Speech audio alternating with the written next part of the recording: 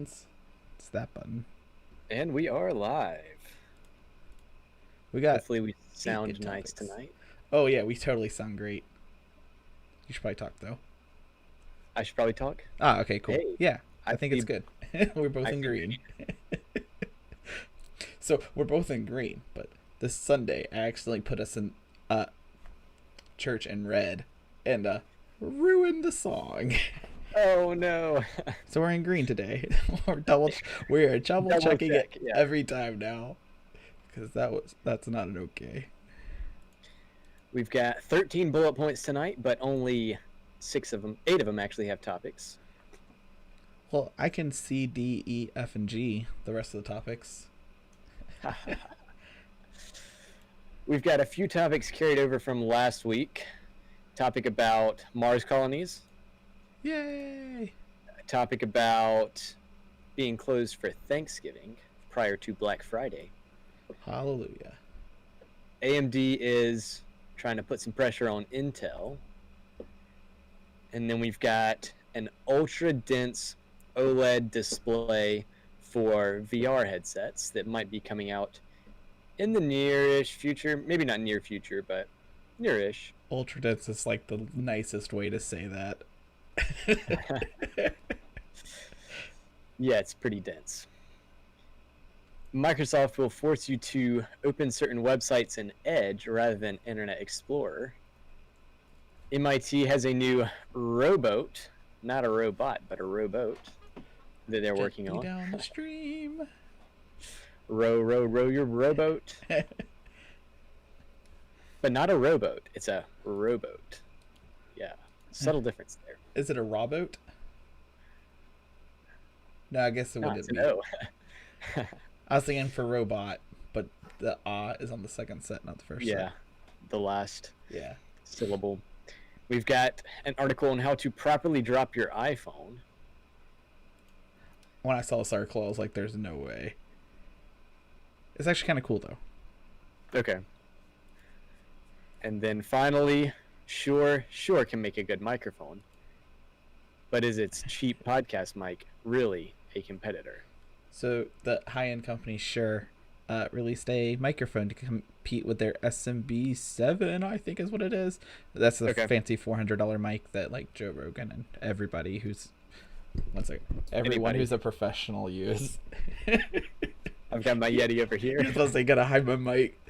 Yeah. Lower my $40 microphone real fast. And then I put a sublink there about frequency responses, and I put Year Blue Yeti because yours is like a name brand. I'm over here with my Samsun. Samsun, not Samsung. Samsun. Yeah. That's funny. So this Mars colony, I thought it was more of an interesting talking topic rather than like a here's something Elon Musk is actually doing topics. Yeah. So it's not too long, but the general overview of the topic is how long would it take Mars to become self-sustaining? So if something did happen to Earth, how soon can something happen to Earth without losing humanity? Is basically what this article is saying. Yeah. Apparently, Musk says it could be relatively soon. He would like to send the first cargo ships to Mars by 2022, so 2 years. Almost 1 year, realistically. Yeah, because it's almost the end of 2020. Something you should know off the top of your head. How long would it take a rocket to go from Earth to Mars? Are we talking like days, months, or years? I think we're talking weeks, I believe. And it's really interesting because you've got the sun, right? And then you've got Earth rotating around the sun. And then you've also got Mars rotating around the sun as well. So there are certain windows where Earth and Mars are on the same side of the sun. So that's when you have to launch from Earth going to Mars. And I think that period occurs about every 2 years or so. Okay. So that's one reason he's shooting for 2022, because the next opportunity would be like 2024. Yep. So it says The time it takes to travel between them varies from 6 to 8 months. Oh wow, that's actually longer than I expected. Okay, but then I opened up. It's one of these things with Google.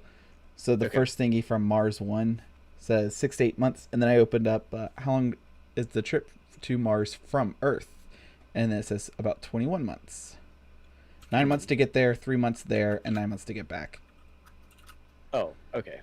So somewhere under a year. So like 6 to 9 months, I guess. Yeah, so and I looked it up as well, and it said around 7 months, according to Mars 1. So yeah, and then Google pulled up different answers for us each time. Amazing. Thanks, Google. Weren't we talking about Google search engine last week? It's supposed to be reliable. Yeah. So if they launch it 2022, it would get to Mars, we'll just say 2023. Chances of them launching it in January is pretty slim, I would assume. Yeah. They launch it in like 3 months. Oh, a year and 3 months. Yeah. And it seemed like one of the ideas I was getting from this article too was that Musk wants SpaceX to be more of just the transportation, and for other people to use SpaceX to get to Mars, and then these other people kind of set up the colonies and stuff. Okay. But it sounds like Elon Musk wants SpaceX to be more of the yellow taxi transport. Yeah, exactly. Okay. Yeah. Guys, what's wild is shipping the first cargo containers by 2022 and shipping the first humans by 2024. What you think is like, wow, that's like not long. But then that's 2 years of shipping car. That's like 2 years of prep. Well, which is like 4 shipments. Yes, but here's the thing. Because there's that window where Mars is close to Earth, you're not going to be shipping stuff out there every other weekend. Yeah. Yeah, it's going to be probably, and I'm just throwing this out of the top of my head, it'll be like a 2-month period maybe, or a 1-month period in 2022 where you'll be shipping stuff out there. And then I don't know if they'll have automated robots setting stuff up. Or if it just sits there. Yeah, if it just sits there until Mars and the Earth go around the sun again and come back to where they're nearby each other. And then sending humans out in 2024.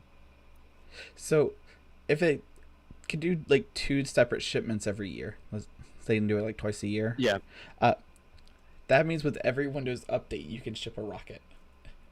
With every major Windows update. Yeah. But again, you wouldn't be able to do it every 6 months. It would be 2 shipments or 4 shipments at one time. And then wait 2 years and then do 4 shipments again. Does that make sense? Oh, see, I thought they said that it was twice a year where Earth and Mars were close. Or is it once every 2 years? I'm pretty sure it's once every 2 years. Okay, that's where I was really confused. Yeah. Okay, so then that would make sense. Pretty sure it's once every 2 years. Yeah, because Mars is orbiting around the sun slightly slower than Earth. Yeah, that I see it in the article now. It is every 2. Okay, so yeah, that means there's just like 1 shipment there waiting for them. Mm-hmm.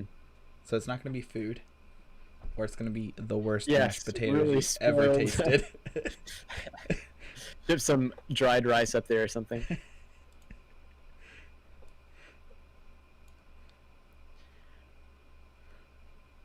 But yeah, I mean, people living on Mars is pretty interesting to think about. Pretty crazy to think about.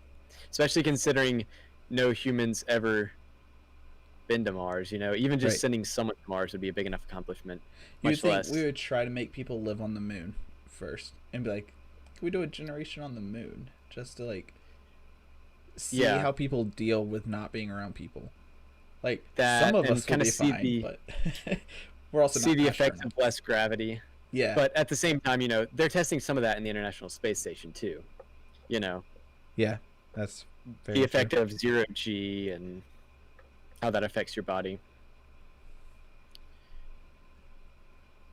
But yeah, I think there's other kind of limitations that being on the moon would have, I guess. Like the long moon days and long moon nights.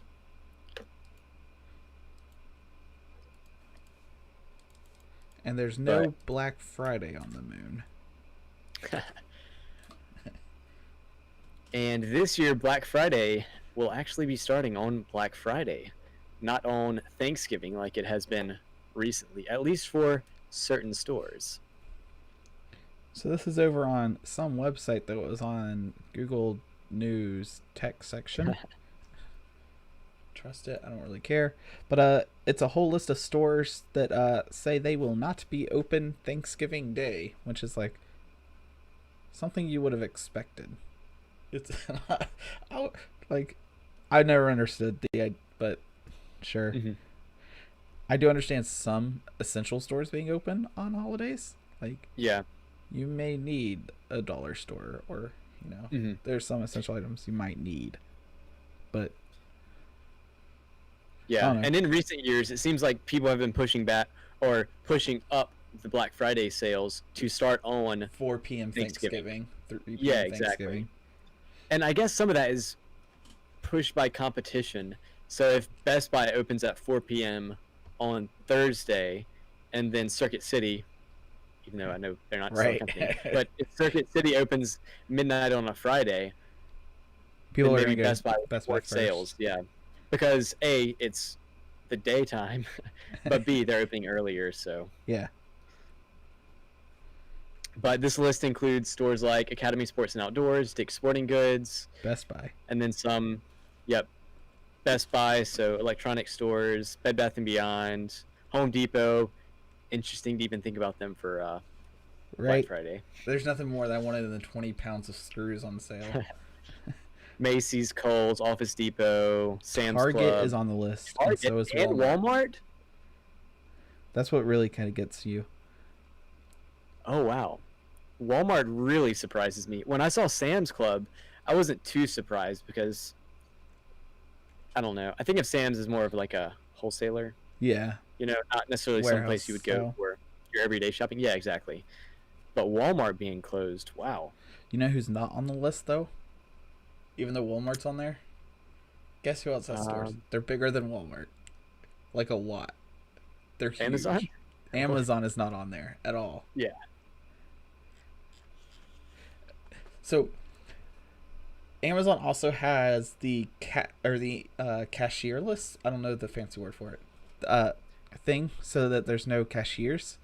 Yeah. Should stores that don't have employees present, I guess, be open on holidays? Or should those close too because of the message? They might as well be open. Yeah. Right.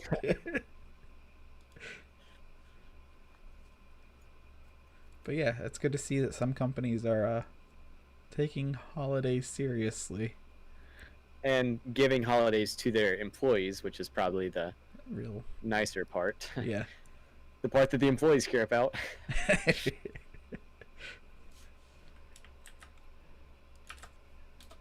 you don't have to be an employee to care about AMD's new 5000. We're doing air quotes on that one series. It's like they always just add a number, Right. And then up the price. So the thing that gets me is that they skipped the 4000 series to inline themselves with their mobile, because they skipped a number on their mobile. So when they were released like the 2 and the 3000 series, their mobile was 1 and 2. So like their mobile and their desktops were offline from each other. So the reason they skipped 4 is to put them back in line with each other. Okay. Okay. And so now both the desktop and the laptops are both 5000 series. That's the idea behind it. Okay. But they still, like, how do you get off of a number? it's wild. But they're pushing Intel pretty hard, to the point that I'm pretty sure when we first started streaming, I was a hardcore Intel fanboy. Yeah. And now I'm like, I own an AMD Ryzen computer downstairs. Mm-hmm. And this Ryzen 5000 series might also be coming to the house, as I am now pushing an 8-year-old processor in my computer. That's a crazy high boost clock and pretty good base clock. And if you want some threads, They core. got them. Boy, I tell you, Ryzen looks like the way to go. But it's wild. So my processor is the Intel i5 2500K. So it's 4 cores, 4 threads. I'm going to see if I can pull up Task Manager and show my screen. We're about to find out what Task Manager shows. Yeah, that's fine. So that's what I have. And so it base clocks at 3.3. Right now I'm overclocking, and I'm overclocking at 2.27, 4.27, 4.25. And it's 4 cores, 4 threads. And like their lowest end will throw me out of the water. Yeah. So they don't have the base clocks in there yet. They're to be announced. But they're next up, 5600X. The not X isn't announced fully. 6 cores, 12 threads. So it's 2 more cores, 3 times the threads, which is amazing. And then it's based at 3.7, so it's a little faster, but its boost is 4.6, and that's all non-overclocked. So it should be able to hit 5 gigahertz easy.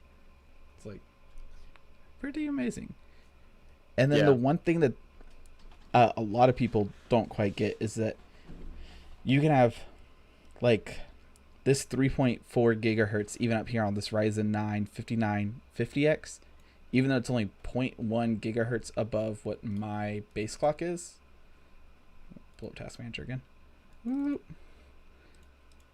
Because mine's at 3.3 and this is at 3.4, is that the instructions per second, the IPS, I believe is what they call it.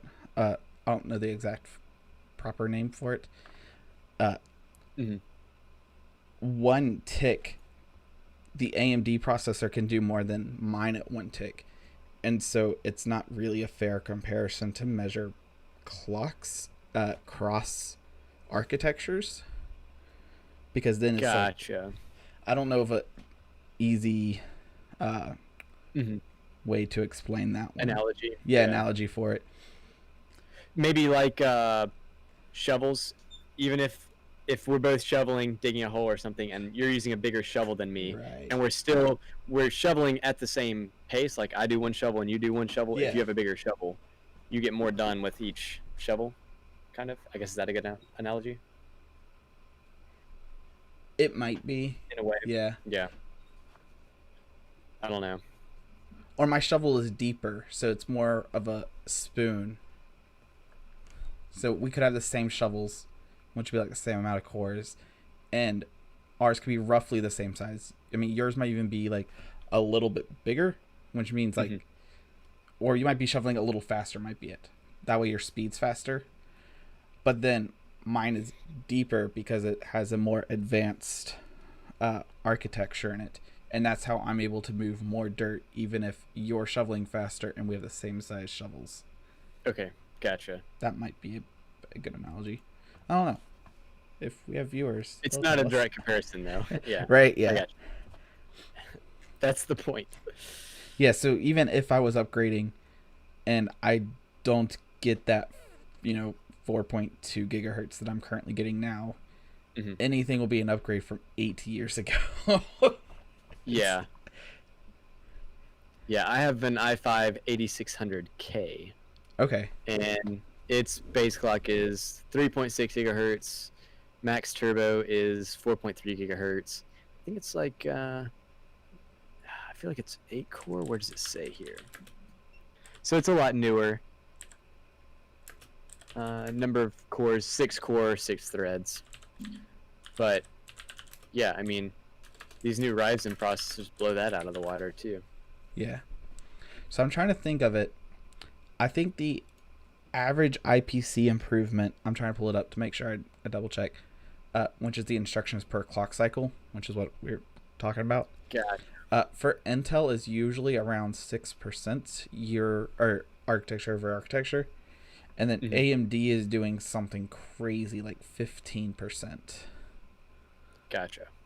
And so then if you think year over year, I have an 8-year-old processor, and if you go 8%, 5% faster, 5% faster, 5% faster on just the clock, if nothing else changes but the architecture.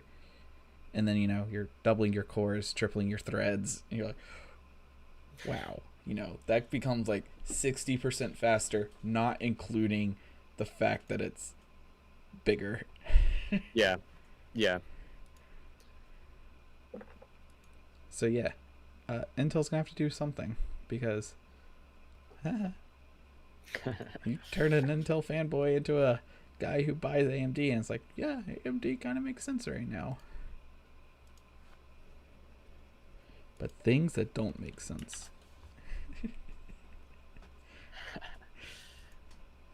The road to VR. Sanford and Samsung develop ultra-dense OLED display capable of 20,000 pixels per inch. Stanford is a British university, isn't it? I actually don't know that they're British. I have no idea what Stanford is. Stanford University. Oh, they're in California. Stanford, California. Okay. That would make sense, I guess.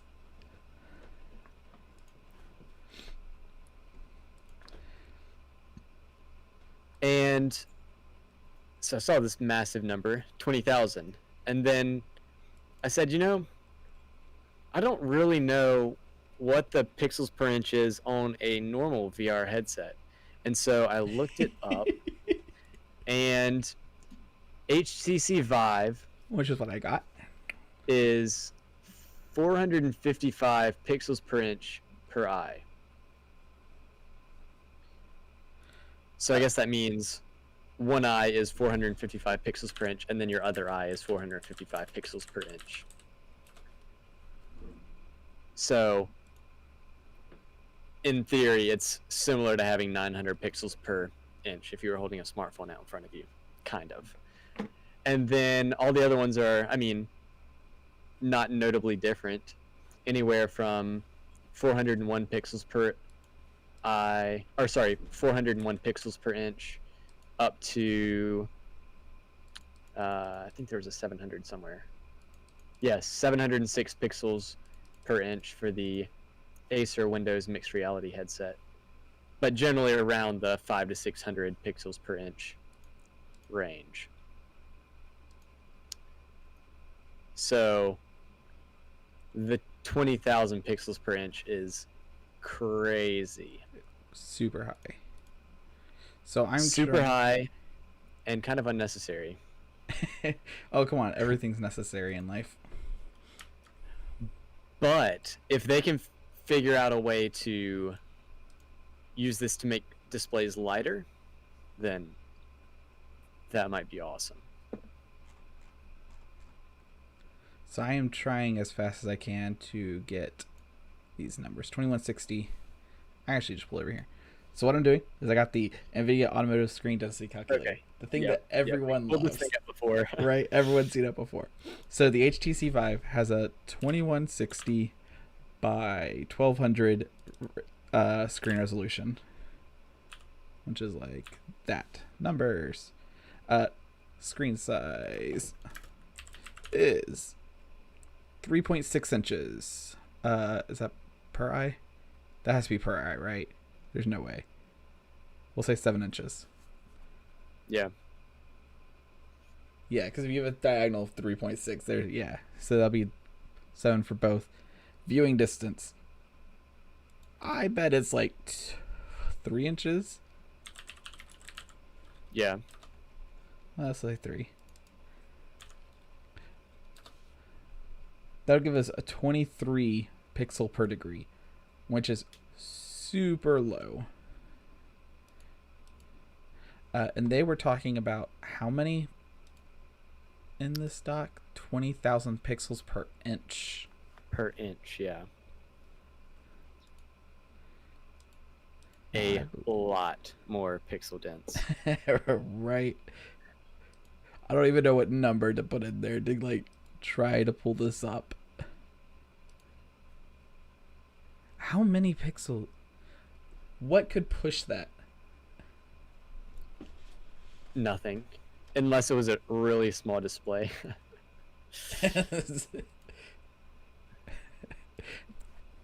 I wonder if this would make no, that doesn't. VR is the only thing that makes sense with this. Yeah, pretty much. Yeah.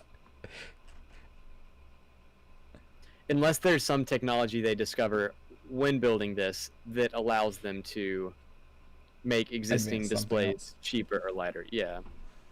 Because really there's no practical reason for this. I mean, it's super cool, I guess, but there's no practical reason to use it. I wonder if this would make headsets smaller, because now you're able to put the screen even closer. A little bit closer. Yeah, that's what I was thinking too. Either the screens can be smaller and closer to your eye, so they get lighter that way, or if the actual LEDs are somehow smaller or lighter, because they must be smaller to fit that many in there. Yeah. If that would result in the screens being a lot lighter, because I mean the VR headsets, especially when you have it wireless, it's not that intrusive, but you can definitely notice there's something on your face, like pulling your face down. Right. Yeah. Yeah, and simply going from a screen that has to be 3 inches from your face to 1 inch, it's 1/3 of the size. Yeah, shrinks down. Because I don't know the fancy, I'm sure you haven't memorized the algorithm for the farther something away is, the heavier it is. And so if you're able to really shorten it, even if the headset's still the same weight, it would feel a lot lighter because it's not torquing your head down. The leverage type thing, yeah.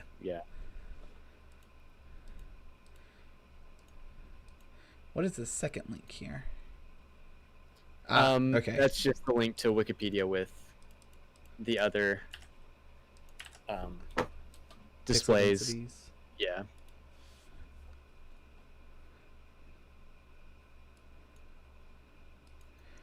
So it's a little bit better. About 40 times better than most things out there. Yeah. And VR displays are already kind of top of the line too. Yeah. Nothing else needs a display that's that pixel dense. Even smartphones, I don't think, are that pixel dense. And I'm still fighting that smartphones need to have less pixels. I'm still team battery. Like, I don't need 4K on my smartphone right now. I need, an extra 4,000 milliamps of battery. External battery, and there you go. I do. It's called the wall socket. The biggest battery of them all. Right. The case is huge. Yeah. Speaking of huge cases, this video sponsor, Huge Nutcase, nephew.com. And Jmart Media, I don't know if I want to even mention. We're crazy. And we are from this next crazy topic. Good. I'll tell you who's crazy. Bad boy Microsoft. Microsoft will force Internet Explorer users to open some websites in Edge. I was so mad because I saw this on the news.google.com/tech, and I was about to put in the doc, and then I saw that you had already beat me to it. I was like, no! I wanted to be angry about this one. Gotcha. So, do you think this is a good thing or a bad thing? I argue good. Usually I'm on the side of just let the user do whatever they want, but Internet Explorer's been tried to be killed off for so many years now that at this point it's kind of okay. So, on the same idea, because they've tried especially since Edge is included anyway. It's free. It's not like they're upselling you or anything. Yeah, right. You don't have to buy a new smartphone. They're giving you a new smartphone for free. Just give them your old one. Use it. Yeah. So with that analogy, though, should they be allowed to kill it off if their user base is so big to the point that they're having to go to these lengths? Like, at what point should they be able to kill it off? Yeah, because no one paid. Well, I guess you could argue that people with your there may be people that use Windows because of Internet Explorer. I don't know. Yeah, I think they should be allowed to kill it off at this point because they've said they were going to kill it off so many times and haven't killed it. At this point, it's literally just a meme. So it says right now Internet Explorer still has a 1.19% share of the worldwide browser market. Wow, that's actually less than I expected. Knowing how many government organizations and hospitals probably still use it. Yeah. I kind of want to make a terrible joke, but I will save it for off stream. Okay. About more than 1% of people are still using this. I can't believe. So 1,156 websites, including popular destinations like YouTube, Twitter, Instagram, and ESPN, are all telling people of Microsoft Internet Explorer, that was a weird way to put it, Internet Explorer users, to use Microsoft Edge. Yep. Wow. And yeah. So one thing we didn't even talk about last week is the fact that Google also has the Google Chrome web browser based off the Chromium engine that now Microsoft is also pushing. Yeah. Literally everything on the computer has Chrome, or not Chrome, Google in it somehow. Certainly either Google or Microsoft. Why not both? Unless you're using Ubuntu or Linux. Right? I wonder, there has to be at least one of these people has Linux installed with Internet Explorer on it. So funny you mention that. When I was working at a company building applications for a hospital system, link to their website will be in the description. We were using Macs for our development, but the hospital was using Internet Explorer because why of not, course. Right? So we had to test everything in Internet Explorer, and we all had Macs. So we had to install a VM and run Windows 10 on our VMs, and then install Internet Explorer on our Windows VMs on our Macs, and test out the pages on Internet Explorer, on the VM, on the Mac. Yeah. So it was kind of a process. You could buy Windows computers for like $200. Well, we weren't going to buy it, and the company, it would be too much of a hassle to get the company to buy it, so, that's what we were stuck with. Wow. And as a result, I might point out, no one ever tested anything in Internet Explorer. Right. So whenever someone who was using Internet Explorer, which was generally the product team, so the people working between the customers and the developers. Okay. That's the product team. So they're kind of in charge of making sure the developers, the engineering team, is making it to the customer specifications. So whenever the product team would hop on and view our app, there was always something broken because we hadn't tested Internet Explorer. That's wild. Yeah. So it would have been more than worth their time to spend $200 and buy us a cheap Windows computer that we would actually test it on, but like, you don't even need that many. You could have like 6 in the building and just people pass them around. Yeah. But fun stuff. So on that front, I'll be glad when Internet Explorer is totally gone, because then you can just test everything on one browsers. Just you don't have to design for Chromium. You don't have to design for multiple browsers anymore. For the most part, Apple still has their Safari, and then Firefox isn't built on Chromium yet, I don't think, but a lot of stuff is built on Chromium. But they're a lot more similar than Internet Explorer is. Right. You never know what weird quirks Microsoft will add to Edge, though. Maybe break Chromium for us. So here's a random question for you. Uh-oh. How do you make half a stick? The same way you make half a robot. MIT tests autonomous rowboat that can carry 2 passengers, and this half-scale rowboat 2. Aww. Only the half-scale guy.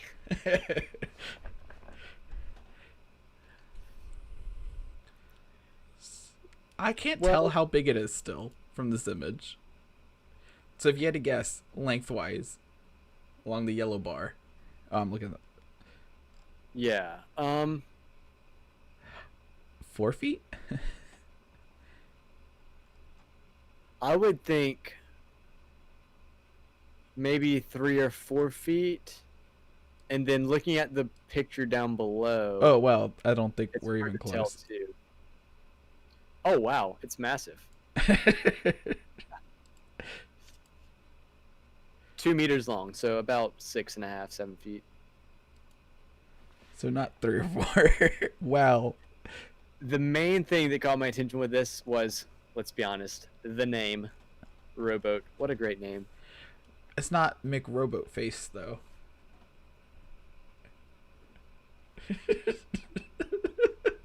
No. McRobot Face. Robot McRobot Face.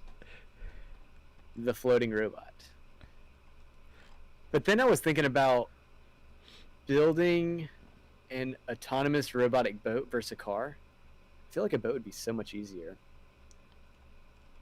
So, because you literally just need the depth sensors, and you can pretty much go in a straight line anywhere. Yeah, you can totally control. Cars, which pretty much stay on a road, right? For the most part. Right. Let's hope. So the interesting part about this is it says that last year we saw the autonomous rowboats that could assemble themselves into a series of floating structures for various uses. So if they can assemble themselves and they're able to autonomize and move themselves, I think that would make transporting goods a lot cheaper. Yeah.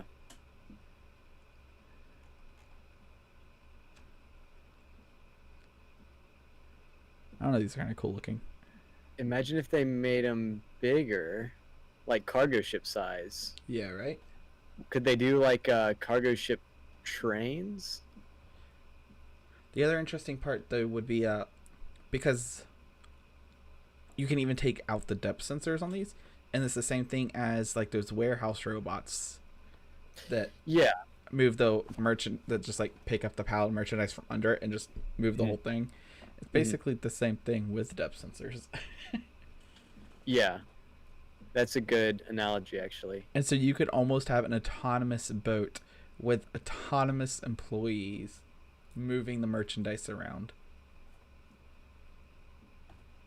So then all you need is like people to load it and unload it, and then like a captain, and then a couple security guards and a couple techs on board for when the batteries have to be replaced or something.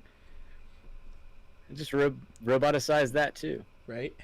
Or give them 2 contacts on the side and let them hop onto a charging platform themselves. Yeah, kind of cool.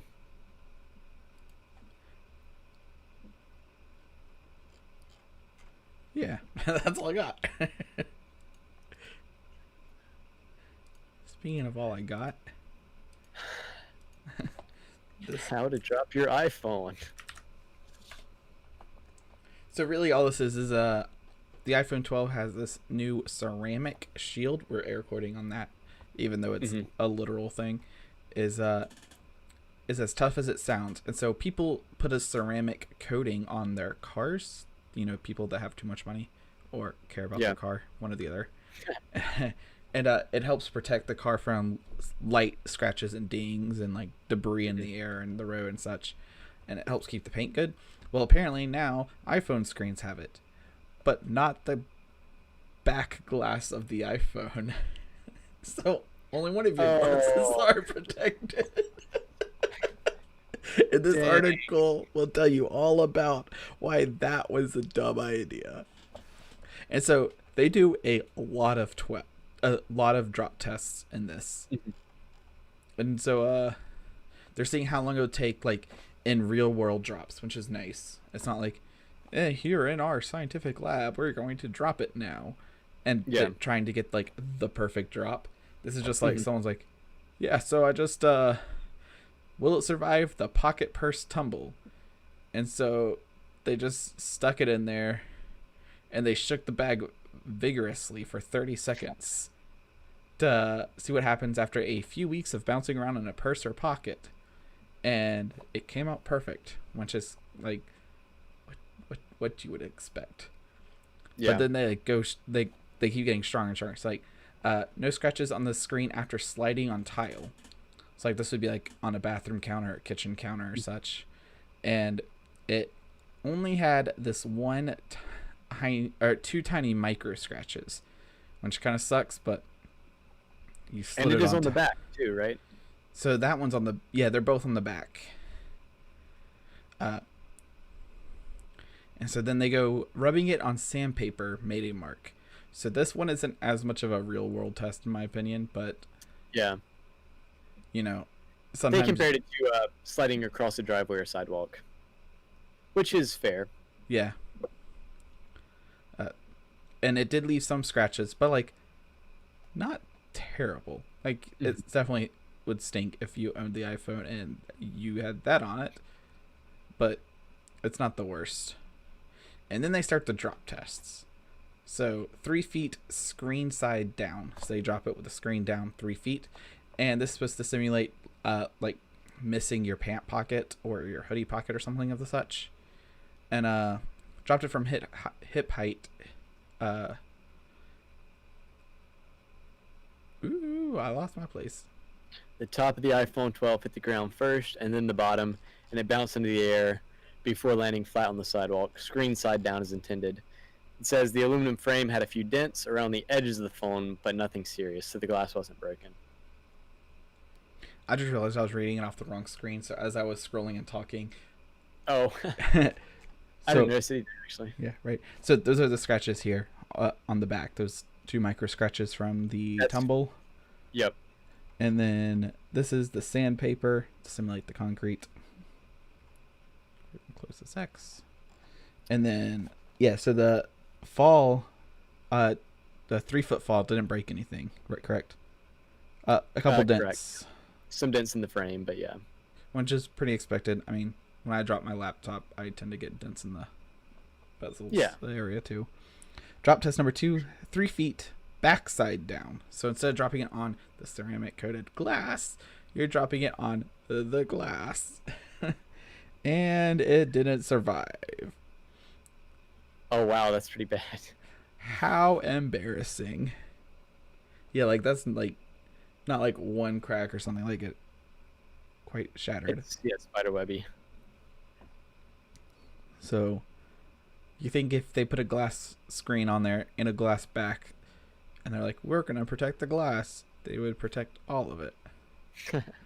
Now on the argument side though, they would lose a whole, $5 in their profit margin to ceramic coat the back if you were just going to put a case on it. Yeah. Now, almost every iPhone owner I know of doesn't use a case, so there's that. But I mean, at least they protected the correct side. Yeah, good on them, right? Maybe in the iPhone 13. So they kept dropping it 6 feet 6 inches screen side down. So they doubled their height. And they also like dropping it at head height. And a big dent on that camera there. Yeah. So clearly it's falling from a higher distance. But I'm wondering if I can zoom in. Probably not. We do like that. Oh, we can. The metal actually comes up over the screen, so it. Nothing hit the screen directly at 6 feet. Instead, it just hit the aluminum casing or platinum or steel or whatever they make, aluminum frame. And so it wasn't like a 6-foot drop flat down on a rock on the table or something. It was a 6-foot drop onto the frame. And the frame held up, which is good. Because I think in one of those lab tests, they would have done a 6-foot drop onto an object that would actually hit the screen, like if you were to drop it on a gravel driveway or something. Okay, yeah. And then they dropped 4, 5, and 6. So the next 3 drops were at 9 feet screen side down. At this point, I think they were just trying to break it without breaking it. And it survived. Which is kind of impressive. So the day got deeper, it says. But it says the screen still looked new after 3 back-to-back drops from 9 feet. The only way to go up from there would have been to climb up on the roof or rent a scissor lift, which we weren't exactly prepared to do. Now, arguably, they could have just tossed it. Like, yeah. Yeah. But at the same time, how often are you throwing your phone 12 feet into the air? So far, never. Because I would have liked to see more drops onto like actual objects. But this is good to see that these are real world drops onto brick or tile or something, and showing you real world results rather than just we had dropped it in a climate controlled clean room using the metric system at exactly 0 degrees. Right.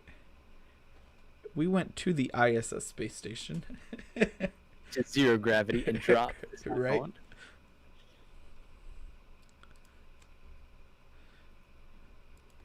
So, according to Shure, we should upgrade our microphones.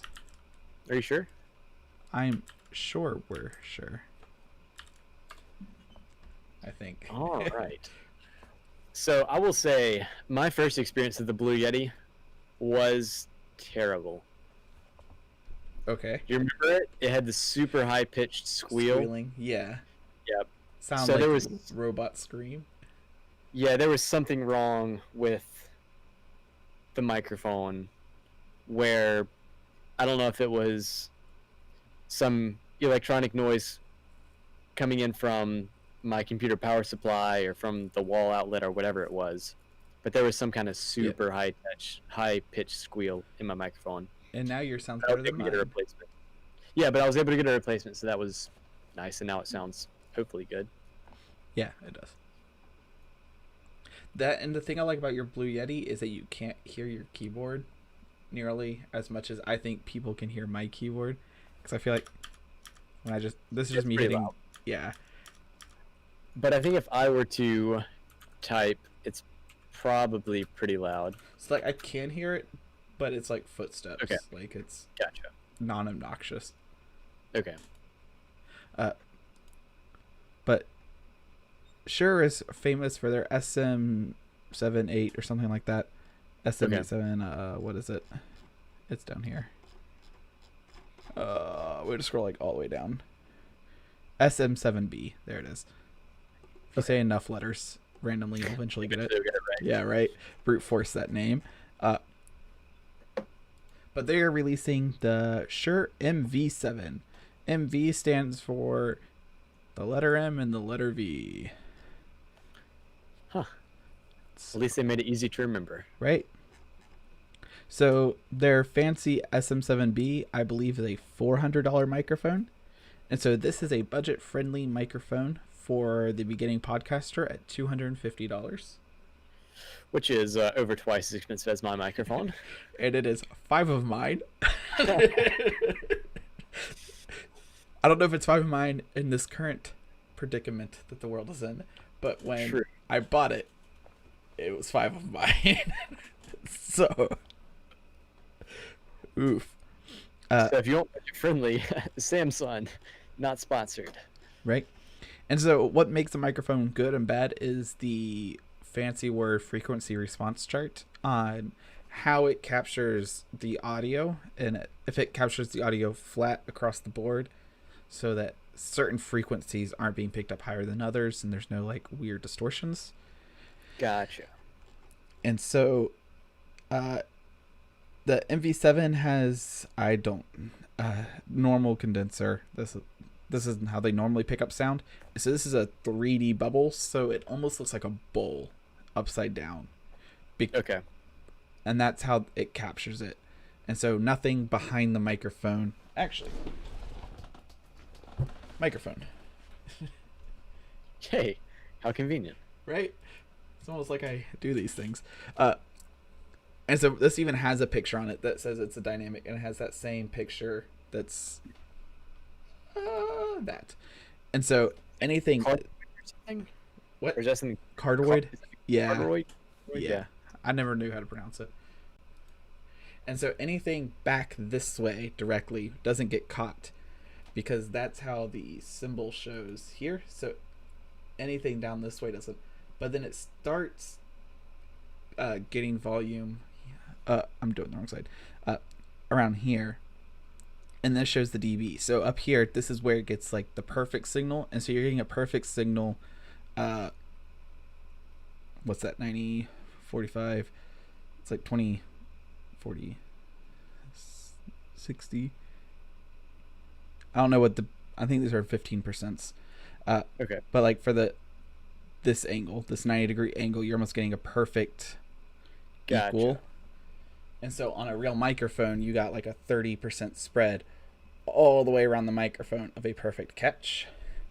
And then as you go farther around the microphone, it's going and capturing less and less audio. And then out the back, it's catching none of it. That way you hear the speaker from the microphone and not the audience. And you also don't get as much feedback from the speakers, like the actual physical sound making speaker things back into the microphone, causing feedback. Yeah. And so a standard is that a minus 10 decibels and drop is like enough. Okay. So like if you were talking and I wanted to talk over you, the average talking over you, it would be like 10 decibels to like take other people's attention off of you because that's just how audio works. But that's just like a general like, oh, so when we look at this next chart, it's a little more understanding. Okay.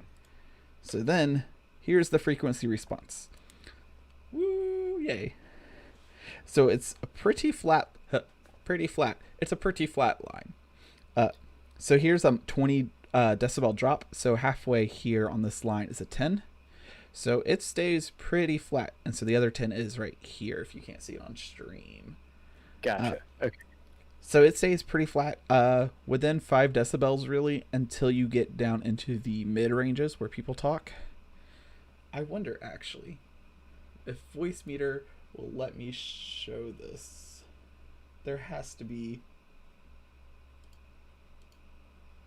I know in the other version of Voicemeeter there was a way to. I don't see it. To actually show where I was talking at. But yeah, so most people talk around like this middle section wildly. Down here is where your sub would take over. So if you have like a sub in your stereo mix, that's where a subwoofer would be. And then up here is all the tingy things, like your T's. So it gets like would be way up here. And so this is pretty flat. It's really good actually. And so they're showing this. And then for $150 more, I got that Shure SM7B. Oh, I gotta close it. Here's what an extra $150 gets you. That is super flat. And so 30 hertz and below, I believe you can't. Humans can't hear under 30. I think. Let me double check. It's somewhere way down there. Okay. But then, like, as you get older, it degenerates further and further and further.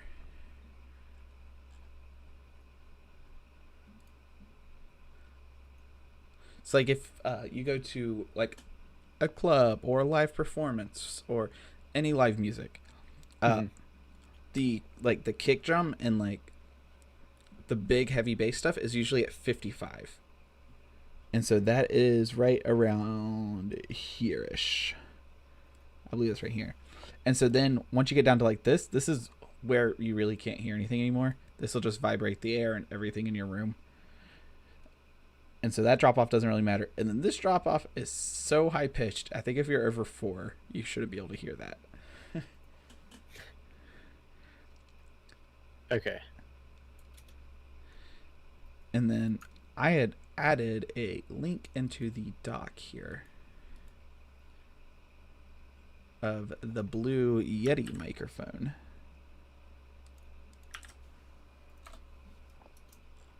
And it shows the frequent response of the Yeti. So here's the different way. So we want cardioid. Will it not show a big picture? You can click it and then right click it, open a new tab. Thanks. So the picture's a little bit deceiving at first because 70 is right here. So even though this is 100 here, so 70 is somewhere around right here is where it cuts off. And then the 10,000 hertz relates to the 10,000 here.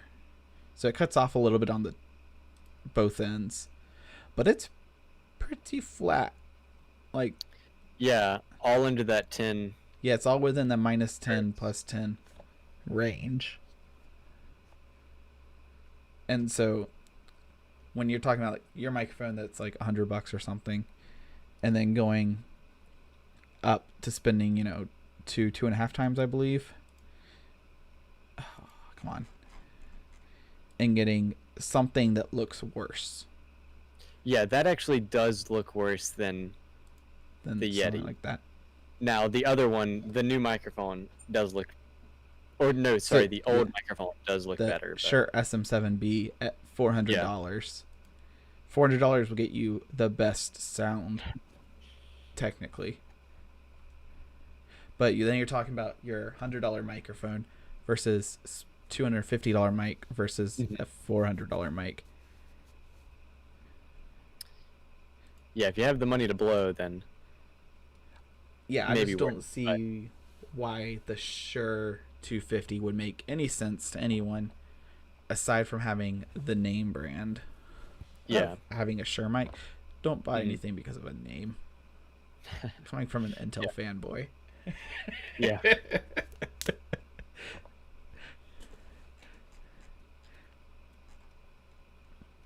Lots of other things go into what makes a sound get a good sound, but frequency response is a good starting place. Mm-hmm.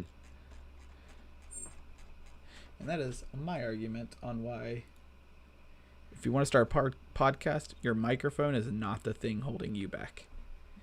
It is probably your personality. And on that note, we finished all of our topics, and it's been 58 minutes. See ya! We'll talk about it next week. Oh, we're going to talk about all